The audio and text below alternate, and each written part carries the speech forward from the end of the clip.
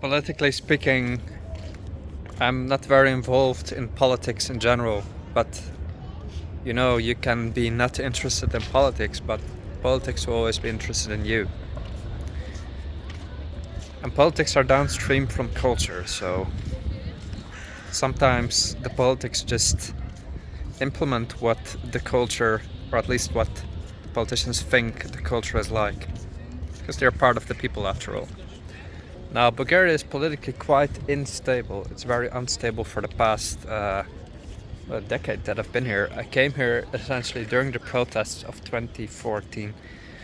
There were very intense government protests, and these have come up every now and again. The most significant ones being, well, in 2014 itself, it was July, August, September, just when I came here. So I didn't really catch much of it except for the news. I even recall that I was a bit anxious to come here because exactly when I came here I was reading that there were government protests and they were a little bit more intense. But when it happened again was in 2020, the most significant protest since that time. And every now and then it's just come back. But in the whole 10 years I've been here, the government has been pretty much unstable, with the exception that GERB, the ruling party, has been ruling for many, many years. That was the stable thing, for better or worse. They're largely considered hugely corrupt, criminal,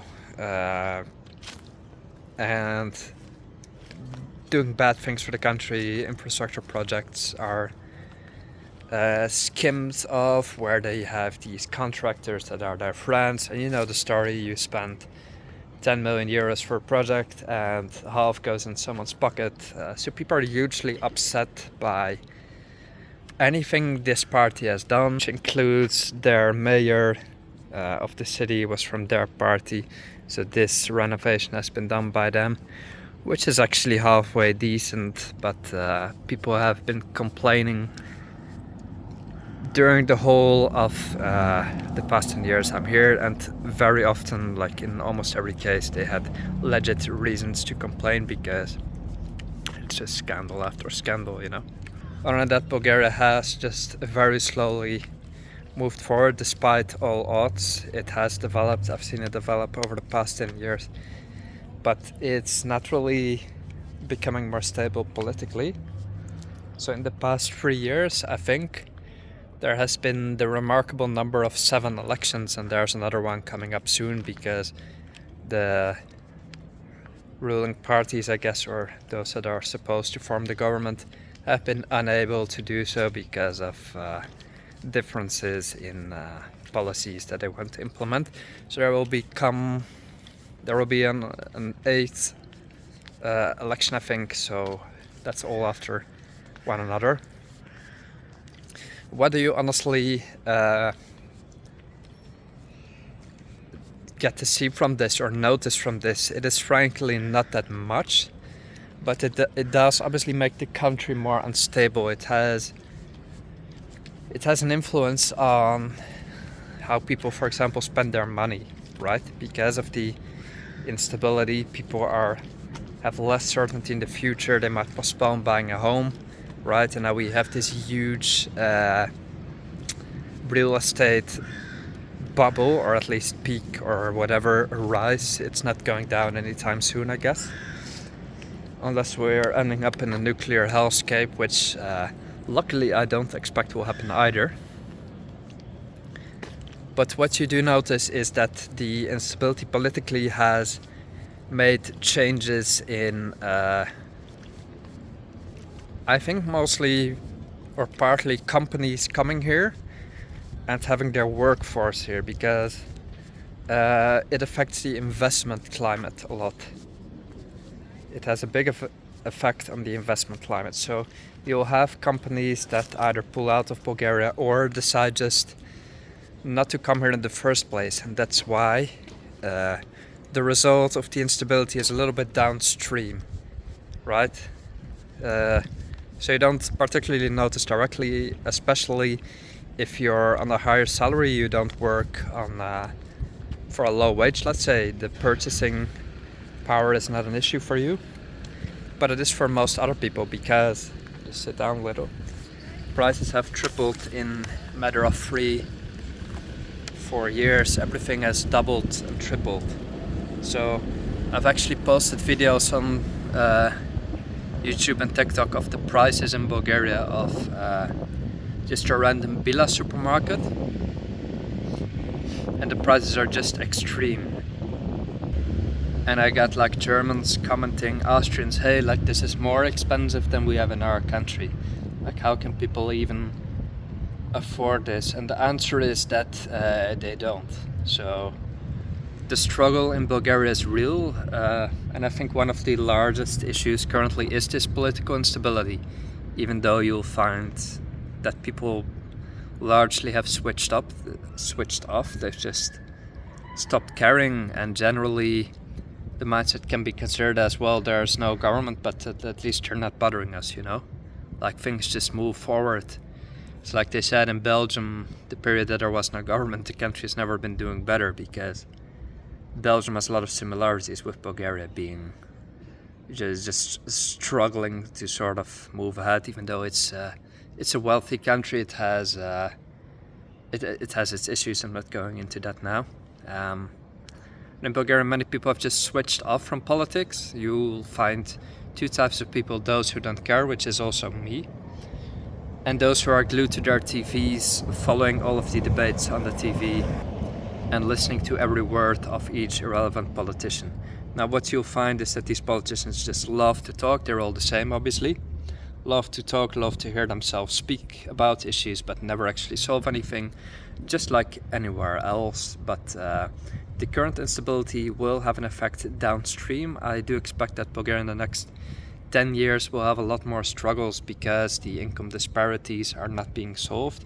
The prices are just continually rising, and you will have the segregation, gentrification as you have in Western countries, where eventually local people will be driven out of the larger cities and the capitals. Now, there's still a big influx from the rural areas, because Bulgaria is a bit downstream, not in a rude way I'm saying that, but a bit later with events than Western Europe. So in Western Europe, young people cannot live in Amsterdam. In the next 10 years, Bulgarians will not be able to live in Sofia. Like, you know, a lot of people who live here either together with shared rooms or whatever. You can imagine that in 10 years, that will not be possible, and you'll just be driven out by expats, whatever. On the other hand, as I said, new companies might not come because of the political instability. Currently, what's holding companies here is the low taxes. I think you have a 5% corporate tax, but there's been discussion of increasing that, or was it 10%? Anyway, there's discussion of increasing that more. Eventually, Bulgaria will have the euro, because that's not being stopped either. When the euro comes, there will be more price increases, because businesses will take the opportunity, just like they did in the Netherlands, just to increase their prices even more. You have this price gouging, and it's just a complete nightmare. Everything will double in price once more, and it's just a huge issue. Like, people cannot afford to go to the dentist.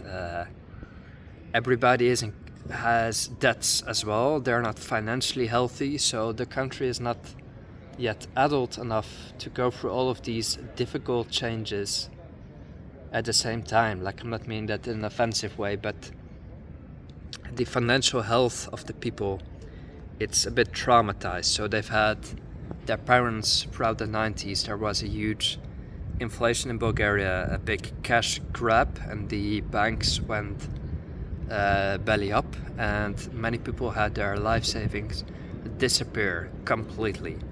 So you have a huge disparity in young people in the West and the East, because in Bulgaria you'll still find people with money under their mattress, like even friends my age. And I'm not saying they are wrong for doing that, because you cannot trust a bank, but they are raised with the trauma that their parents or their grandparents had their savings disappear and never to be found again. So you rightly have a huge distrust of the government, which has been further growing during COVID. Again, they're right about that. but it makes the society so distrustful, and again they're right about that it's not ready to go through the waves of dealing with the current struggles. Like we've had this economic, we could by now say, crisis, that the costs have gone up and the salaries, not for everyone, it just hasn't kept up. And the country is just not equipped to deal with all of this. Like even the people are not. They don't know how to invest, for example. They don't know how to have a savings account. The banks don't offer interest for savings accounts. So it's just not had the stable 50-year run-up to deal with all of these difficulties in comparison to, for example, the Netherlands, where we've been ever developing since World War II. We had the boomers, which is like a filthy wealthy generation in the Netherlands. And now our young people are struggling because they cannot find a place to live. But at least we're sort of equipped to deal with it because we have our savings accounts, we have the parents, we have a general trust in the system, for better or worse. It's changed a bit, but we are able to deal with the punches. And in Bulgaria I find that the people are a bit unlucky in that they have had to swallow all of these challenges throughout the whole existence of Bulgaria, but in particular the last hundreds of years. It's all been an extremely rough ride, extremely rough for this country, and I just hope that they will manage to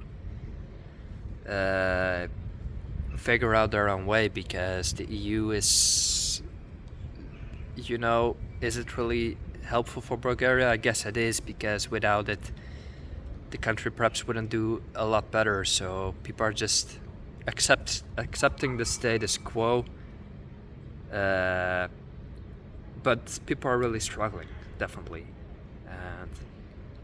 And I find it hard to make predictions for the next 10 years. I do expect it will be pretty rough for the country. Like, Bulgarians always call themselves, or their country, the last in Europe. And I think, unfortunately, the country will have the largest challenges to deal with in the next 10 years in the whole of Europe. Different challenges than Western Europe, but challenges nonetheless. And just being in between these both worlds, the East and the West, right? It's exceedingly difficult, and it's not only an economic and political thing, it's a cultural thing as well, because people are trying to define themselves. The positive thing, at least, is people largely consider themselves Western and are quite strong in their identity, but it will be a challenge for them to fully feel part of Europe, because they are, but to feel and to want to feel part of Europe.